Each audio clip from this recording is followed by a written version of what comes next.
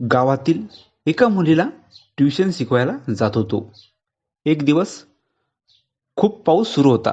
रात्री तिथेच थांबलो आणि रात्रभर तिला दुसरंच ट्युशन शिकवलं. नमस्कार मित्रांनो, स्वागत आहे तुमचं आमच्या चॅनलमध्ये. तुम्ही जर अजून आमचं चॅनल सबस्क्राईब केलं नसेल तर प्लीज चॅनलला सबस्क्राईब नक्की करा. 2 वर्ष मी एका प्रायव्हेट शाळेवर शिक्षक म्हणून काम केलं होतं. पण कालांतराने ती शाळा आता बंद पडली.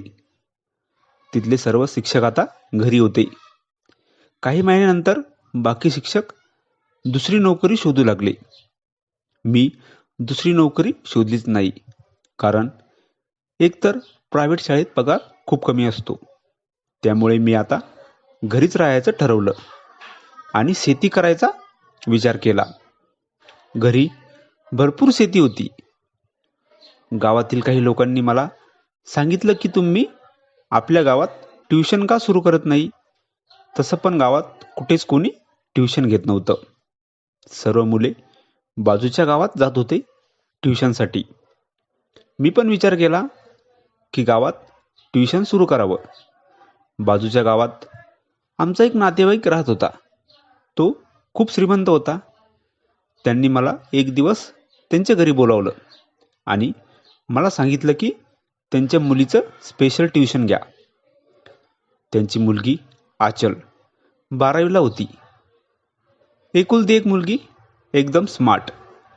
मी तिचं ट्युशन घ्यायला सुरुवात केली. तिचं ट्युशन मी एका स्पेशल खोलीत घेत होतो. तिथे 2 तास फक्त मी आणि आचल दोघेच. दिवसेंदिवस आचलबद्दल माझ्या मनात वेगळा विचार येत होता, कारण एवढी सुंदर मुलगी माझ्यासोबत 2 तास एकाच खोलीत, आणि ते पण अगदी जवळ. मी तिला जे सांगत ते ती ऐकायची. मी कधी आचलचा हात पकडत होतो, कधी तिच्या खांद्यावर हात ठेवत होतो.